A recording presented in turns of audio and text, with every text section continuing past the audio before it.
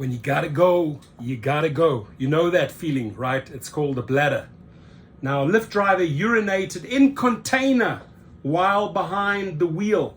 U.S. woman claims in sexual assault lawsuit. The woman has alleged that the incident left her shocked, right? He whips out his big chop, his big 12-inch chop, and he urinates in the cup. And she is just like, oh my God, I am shocked. I'm angry, and caused lasting depression. She still has this visual of the 12-incher in her mind, urinating in the cup, right? Along with other psychological and emotional distress. Yeah, this is going to be an interesting trial before it will be rather embarrassing probably for the rideshare company. But so there you go, before the judge or before the jury, and you explain this one. Wonder how this is going to go. A woman in New Jersey is suing the ride-hailing company Lyft and one of its drivers after she had a traumatic experience mid-ride. According to New York Post, the unnamed woman was on her way to work when the driver allegedly exposed himself to her and began urinating in a plastic container. The incident happened in March this year when the woman called the Lyft to get from her Fort Lee, New Jersey home to her job at Mount Sinai West in Midtown. The driver took his penis out of his pants, 12 inches, right, and began urinating in a plastic container somewhere on a public road on the west side of Manhattan. The woman claimed in her, well, she better have, whip out the camera, bring the evidence, right? The driver said, I never did it. This chick's delusional. She saw someone else whip out his chop. But if it's captured, if the 12 inches is captured, right, then it's a different story. So this guy, whatever, the driver took out his penis, took out his schlong, took out his dick, whatever she wants to call it, she'll need the proof. The woman has alleged that the incident left her shocked, angry, and caused lasting depression, along with other psychological and emotional distress. She cannot sleep at night, my friends. She argued in her complaint that the alleged public lewdness and exposure of himself amounts to sexual assault. I don't know. Don't know how that's going to go down.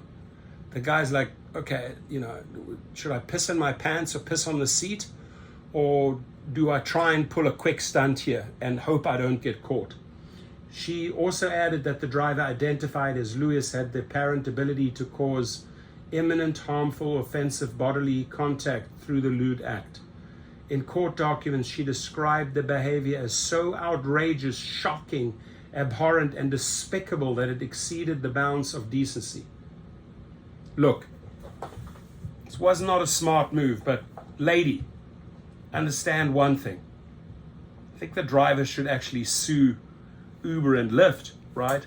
Putting a driver into those conditions. It's horrific. It's horrific what some drivers have to go through. I'm not saying this was right. I'm not saying, hey, what the driver, whipping out his 12-inch chop was the right thing to do. But maybe, lady, when you understand what conditions these people drive under, sleeping in their cars, don't even have time for rest breaks. It's sad. It's really sad. And I sort of come to this guy's defense, right, in a weird way. The woman said that she wishes to remain anonymous to avoid not only embarrassment, but also the social stigmatization associated with having been sexually assaulted. I don't see how she was sexually assaulted there. I really don't. I don't see the sexually assaulted part. I mean, I see this as a lewd act, blah, blah, blah. I don't see this as an assault.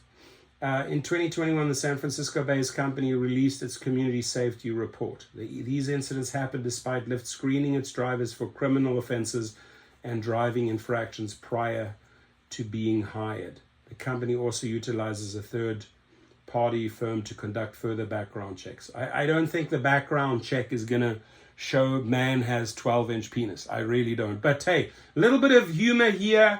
Sorry this happened to you, lady. Rip loose, guys. Guys and girls, jump in. I want to read your comments. This is. I'm not saying this is a funny one. Don't get me wrong. I'm trying to make the story a little bit funny, but this woman, apparently she's so traumatized she can't sleep. She's disturbed psychological. Maybe she'd never seen anything like this before. I don't know. Maybe it was just so huge, so gigantic. We just don't know. Your comments, please.